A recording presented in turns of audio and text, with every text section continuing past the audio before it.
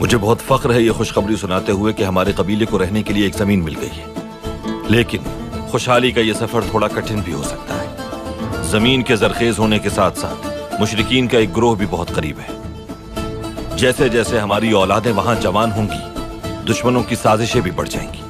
تو پھر آپ کس لیے اس وادی کے سہانے خواب دکھا کر بیلا پسلا رہے ہیں؟ ہمیں آگ میں کیوں دھکیل رہے ہیں قبیلے کو؟ ہمیں اپنے لیے گھر چاہیے، قبر نہیں۔ ہم سب نے ایک نہ ایک دن قبر میں جانا ہے، اور جہاں کی مٹی ہوتی ہے اسی جگہ قبر بنتی ہے۔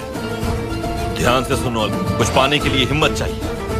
باقی رہی بات موت کی وادی اور خواب کی، تو جو قوم خواب نہیں دیکھتی وہ کچھ پاتی بھی نہیں۔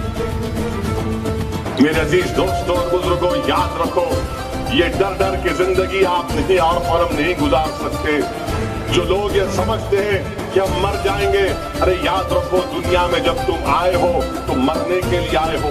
تم یہاں پر 200 سال زندہ نہیں رہنے والے ہو۔ اور مسلمانوں کا عقیدہ یہ ہے کہ جب ہم اس دنیا میں پیدا ہوتے تو ہمارے گھر کے بڑے آ کر ہمارے کان میں اذان دیتے۔ نوجوانوں، سنو اس بات کو، کان میں اذان کیوں دی جاتی ہے؟ تاکہ تم کو بتایا جائے کہ اب تمہارے کان میں اذان دے دی گئی، جب تم اس دنیا سے جاؤ گے تو دوبارہ اذان نہیں دی جائے گی، تم کو سیدھا نماز جنازہ کے بعد قبرستان لے کر چلا جائے گا۔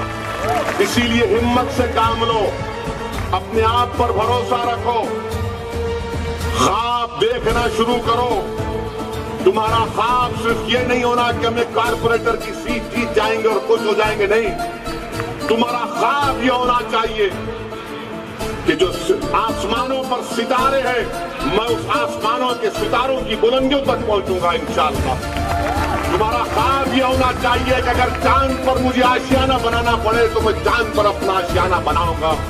اگر تمہارا خواب تم سے کہتا ہے کہ سمندر کی تہ میں جا کر میں اس میں چھپے ہوئے موتیوں کو نکال کر لاؤں گا تو اس کو حاصل کرو۔